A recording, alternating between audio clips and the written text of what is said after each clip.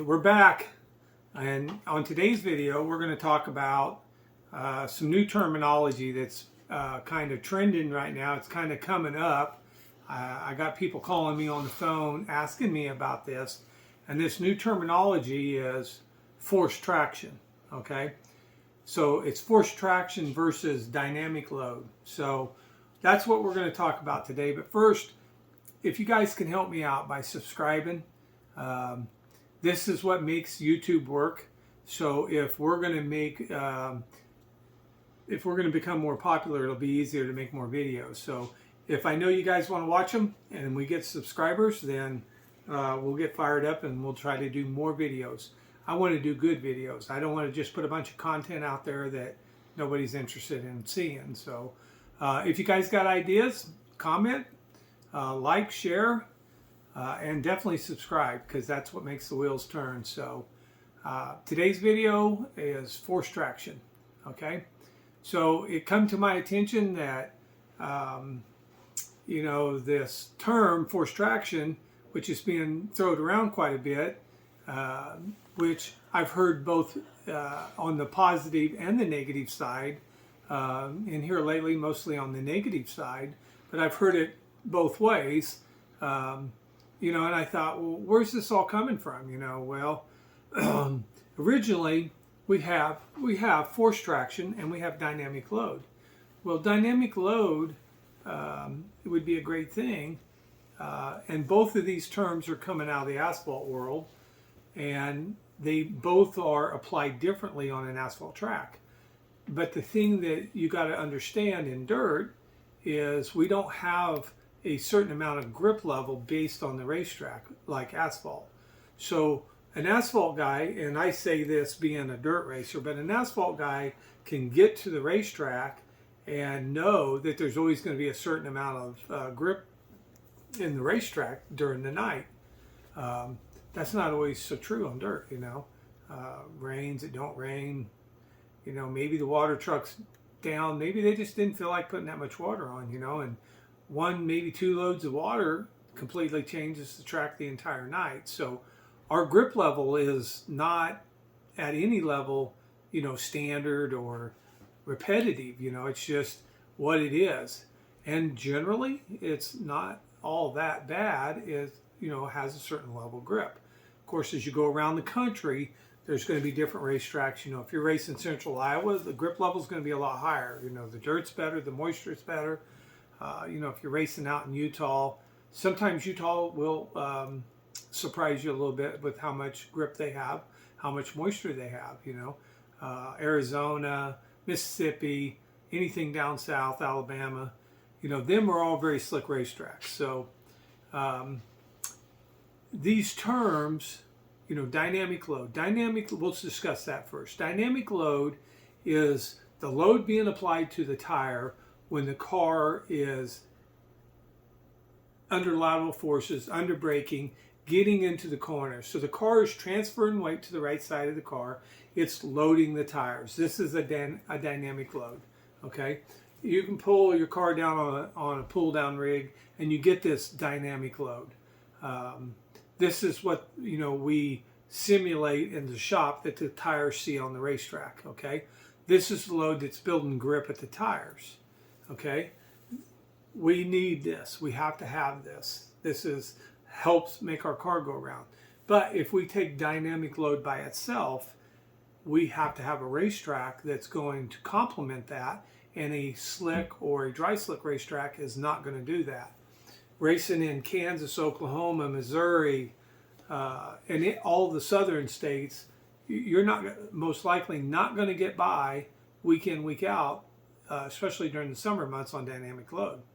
So then here comes this term forced traction, and it means something different, I feel like, in asphalt, because the car can be forced in the racetrack, and it can be forced there with a high level of rebound and more of a bump, I think they call them a COT bump, but more of a polyurethane tile bump stop instead of the foam. Okay, so nobody's really doing that on dirt, but we are creating some kind of forced traction. Okay, in the world of shock builders, with all these guys out there and all of them doing their own thing their own way, and I've had the privilege to work with a few guys that, in my opinion, don't do it right, and that creates problems for the car. And that's not what we're talking about. We're talking about taking that dynamic load and holding it in place, holding load into the tire with rebound in the car. Okay, so this has all of a sudden become a bad thing. Well, if you're going to race dirt, you're going to have to force traction to the tire. You got mechanical loads that you get from, ball joints, roll centers, lead placement, weight transfer. So you get bar angles. You can make some mechanical traction, but still you have to hold it over time. So unless you're, some of the better drivers out there and you get back to the throttle soon, then you will put load back into the car in the tires. A good example of this being able to drive into the car would be like the stock car race at IMCA Super Nationals this year, 2022. So if you want to see a very good race amongst the top four, and that question was asked multiple times, how come those guys just kind of drove away? Because they were willing to drive into the car.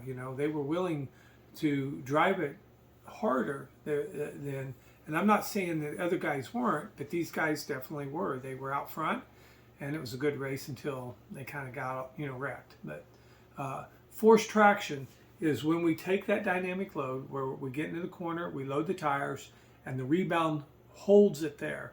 So it gives us time to get back to the throttle. It gives us time to, collect the car, whatever we got to do to make up for our imperfections as a driver.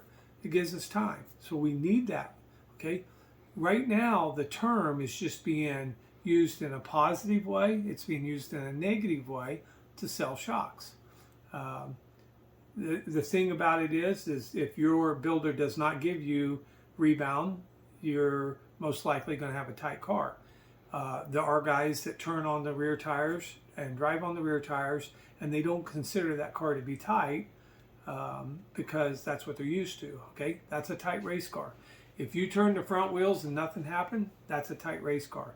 If your car doesn't respond to steering input, your car's tight. In the last few years, it was easy to say 95% of the cars are tight. They're just tight race cars. We learned to drive tight race cars, and we learned to drive them on the rear tires. And them days are coming to an end rapidly. So we need to learn how to push the car forward with the rear tires, wheel speed.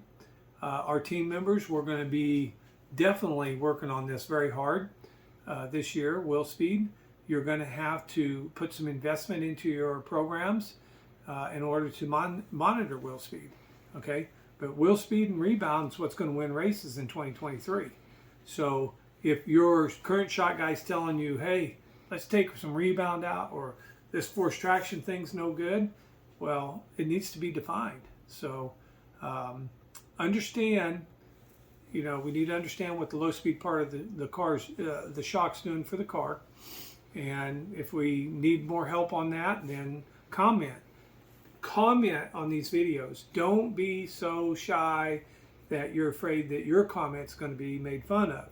Okay, I want constructive criticism. I want you guys to have constructive questions. Okay, so if somebody's going to get on there and monkey around, I'll just delete it. Ask questions. If you don't understand, ask questions, comments. So forced traction, it's not the worst thing in the world. And honestly, in dirt racing, if you don't force some traction to the tire, you're not going to run up front. So right now I feel like, dynamic loads and forced traction are terms we're using to sell shocks, make it sound better than it is. We need forced traction. We need load at the tire, and we're going to maintain that load when we're off throttle through rebound. So if you guys have any questions, you can call 620-326-3152 or text me, Facebook message me.